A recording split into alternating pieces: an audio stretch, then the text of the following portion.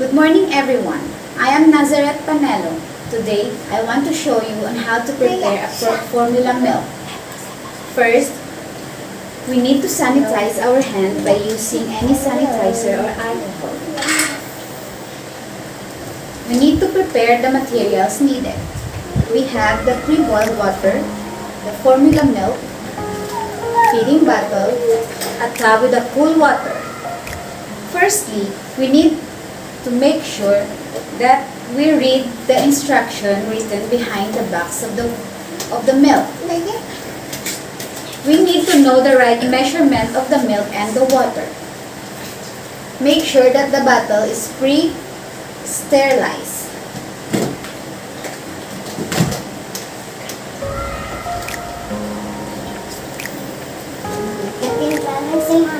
Prepare it with the proper amount or the exact amount of the milk.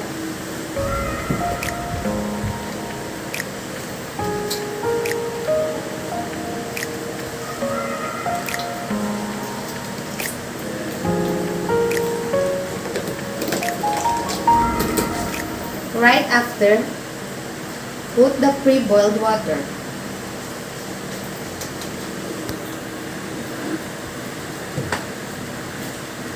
See if it's the right amount of the water you put.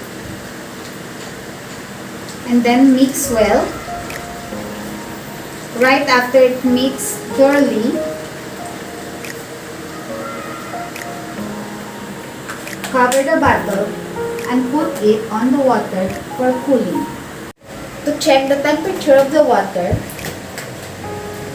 you need to put 2 to 3 drops in your wrist.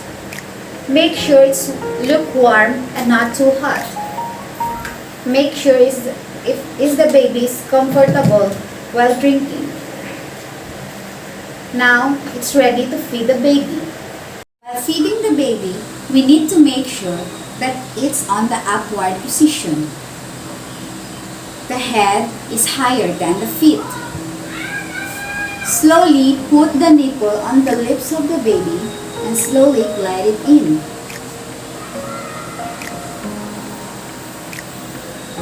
When it times that the baby is choked, put the bottle lower or change the nipple.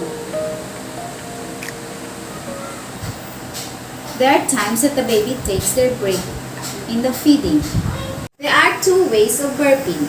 One is the shoulder burping technique and the other is the overlapping technique. During the break, let your baby burp.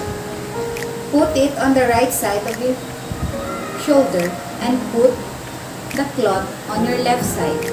Slowly transfer him into the left side and tap the back of the baby. Wait until the baby's burp. If the baby does not burp, it's still normal. And now let's go to the overlapping burp. Place the baby into your lap. Hold him with your left hand on his jaw and your right hand tapping the back of the baby. Wait until the baby's burp.